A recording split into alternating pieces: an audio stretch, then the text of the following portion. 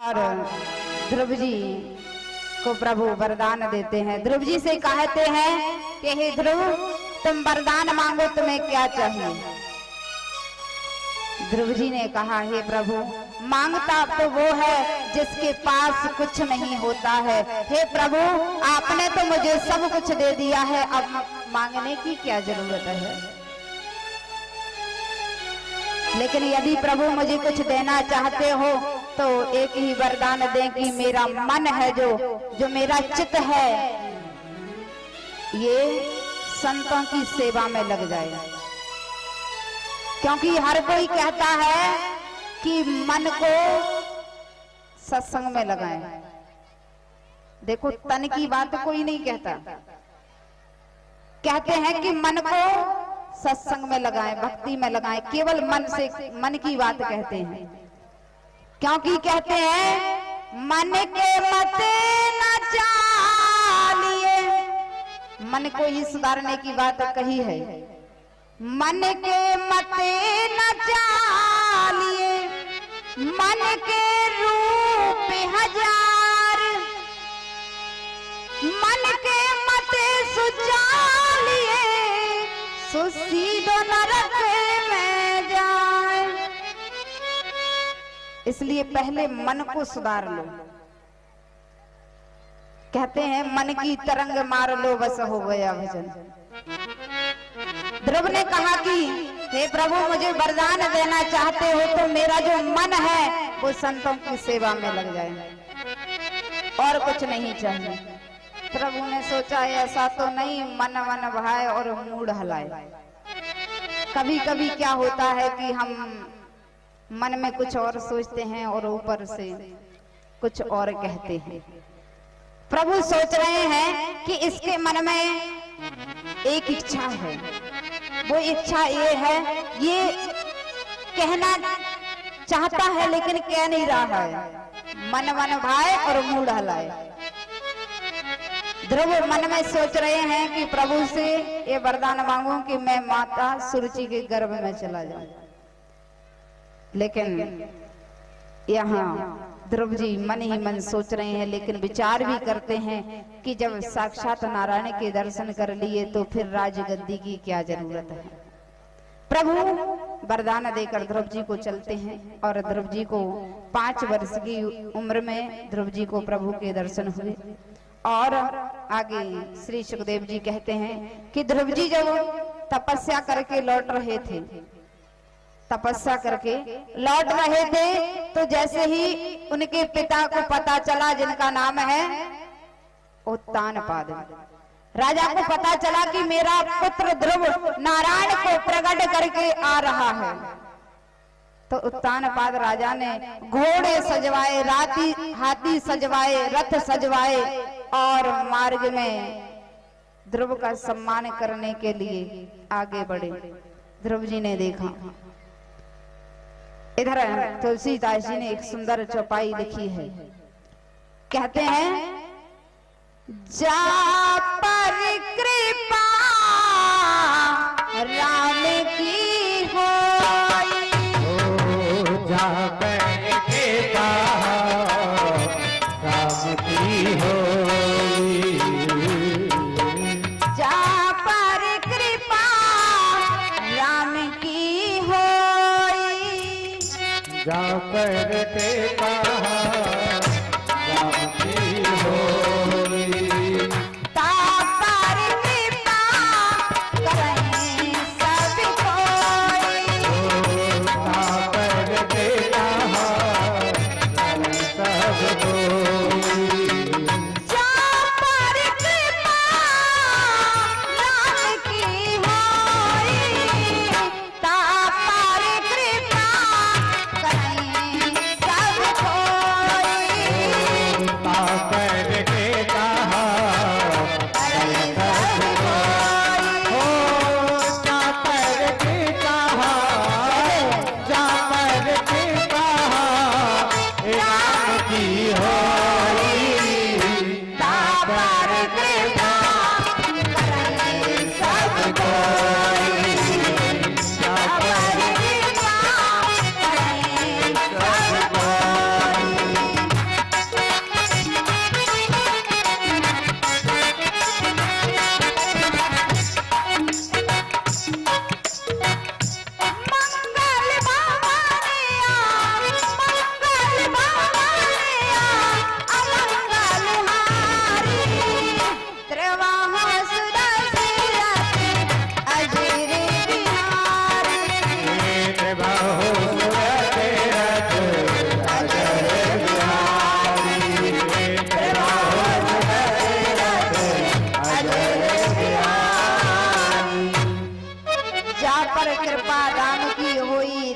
पर कृपा करें सब कोई। ध्रुव जी ने जब राम जी को चतुर्भुज नारायण को प्रकट नहीं किया था तो यहाँ ताने दिए जा रहे थे, राजगद्दी पर बिठाया नहीं जा रहा था। इधर ध्रुव जी नारायण को प्रकट करके आ रहे हैं तो देखिए उत्तानपाद राजा हाथी घोड़े रथ के साथ उनका सम्मान करते हैं, मेरा पुत्र आ रहा है।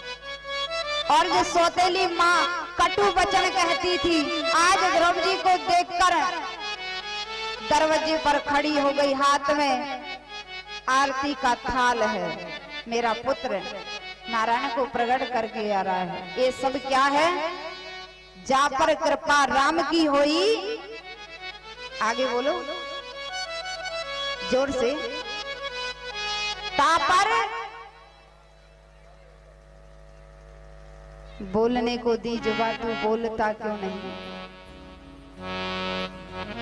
जा पर कृपा राम की होई, ता पर कृपा करें सब कोई। आज प्रभु की कृपा हुई तो यहाँ कटु वचन कहने वाली माँ हाथ में थाली लिए सम्मान कर रही है। ध्रुव जी आए, ध्रुव जी ने सबसे पहले अपने पिता को प्रणाम नहीं किया, जबकि रास्ते में मिले घोड़े के साथ, बैंड बाजे के साथ, रथ के साथ, हाथी के साथ, प्रणाम नहीं किया।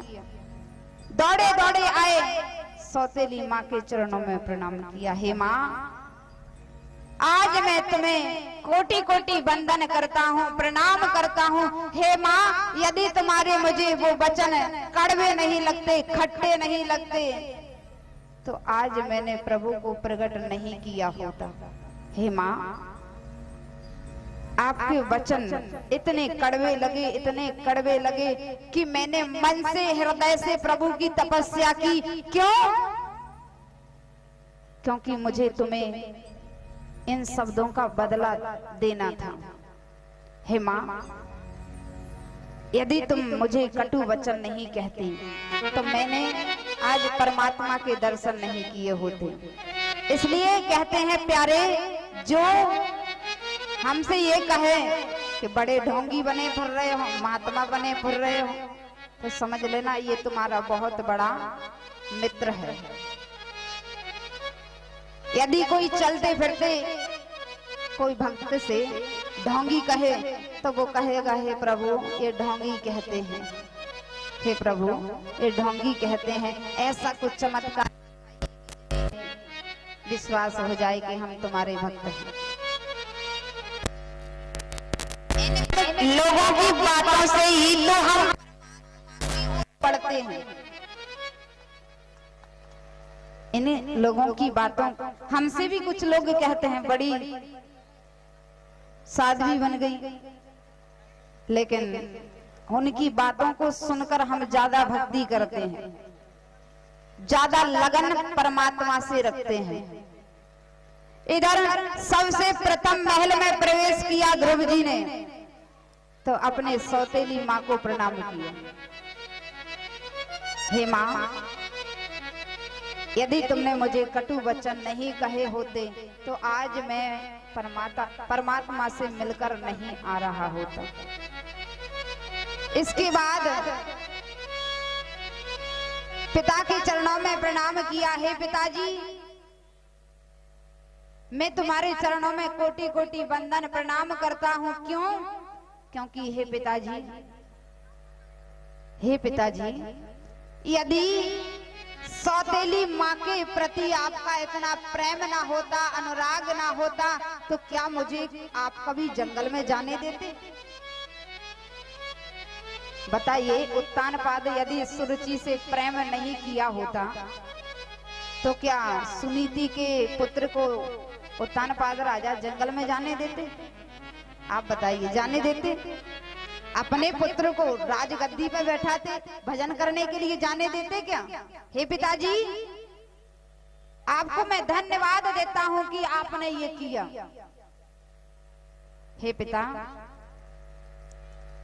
मैं आपको कोटि कोटि प्रणाम करता हूं कि ये सब बन का बना प्रभु से मिलने का। फिर इसके बाद सबसे पीछे ध्रुव जी ने अपनी माँ को प्रणाम किया, जिनका नाम है सुनीति। सुनीति को प्रणाम किया और कहा, माँ, ऐसी माँ सब किसी को दे। हे माँ, ऐसी माँ सब किसी को दे जो ये कहे कि जाओ तपस्या करो। यदि कोई माँ होती तो अपने बालक को शिक्षा देती कि तुम ऐसे बलवान बनो, ऐसे बलवान बनो कि सुरुचि से बदला ले सको। हर माँ यही कहती, यही शिक्षा देती। पर सुनीति ने कहा कि तुम वन में जाओ, तपस्या करो, फिर सुरुचि के गर्भ में आ जाना, फिर राजगद्दी पर बैठ जाना। हे माँ, आप बहुत पुण्य आत्मा हैं, आप बहुत भाग्यशाली हैं कि आपकी कोख से मैंने जन्म लिया। मैं अपने जन्म को बहुत कृतार्थ मानता हूं कि मैं आपकी कोख से जन्म लेकर आया। हे माँ, आप मेरी माँ हो, मैं दुनिया को बता सकता हूं कि माँ हो तो ऐसी हो। इस प्रकार ध्रुव जी प्रभु की भक्ति की और प्रभु का मिलान हुआ। प्रभु ने ध्रुव जी को दर्शन दिए। इसके बाद इधर सुरुचि उत्तानपाद राजा मन में विचार करते हैं कि मेरे पुत्र ने 5 वर्ष की आयु में परमात्मा के दर्शन कर लिए, अब हम भी चाहते हैं कि हम भी परमात्मा का भजन करेंगे। इधर उत्तानपाद राजा सुरुचि सुनीति पुत्र ध्रुव को राजगद्दी देकर वन की ओर प्रस्थान करते हैं और वन में जाकर बहुत समय तक उन्होंने तप किया। और इधर राजा ध्रुव बने और ध्रुव बनने के बाद भी उनके भाई, जिनका नाम था उत्तम, सुरुचि के पुत्र का नाम क्या था? उत्तम।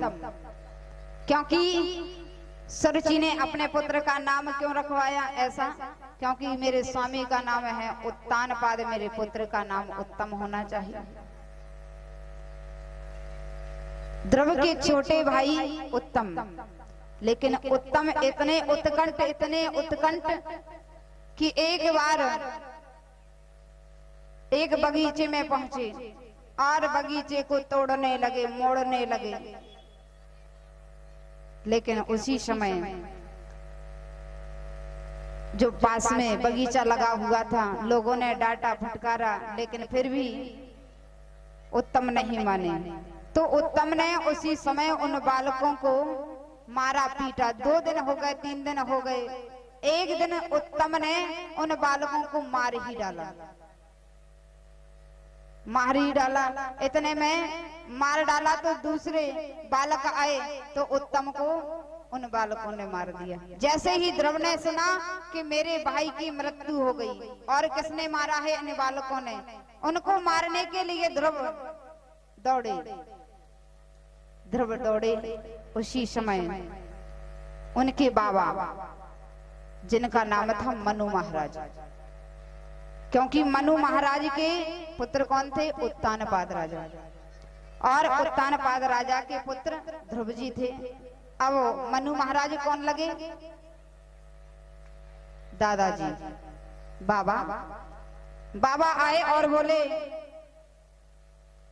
हे बेटा, तुम निर्दोष व्यक्तियों को मारो, ये शोभा नहीं देता।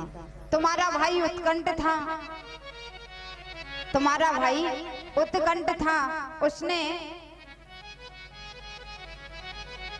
बगीचे को उजाड़ा, इसलिए इन बालकों ने तुम्हारे भाई को मारा। लेकिन हे ध्रुव, उत्कंठ भाई के मरने के बाद बदला लेना, ये लोग निर्दोष हैं, इसे नहीं मारना चाहिए।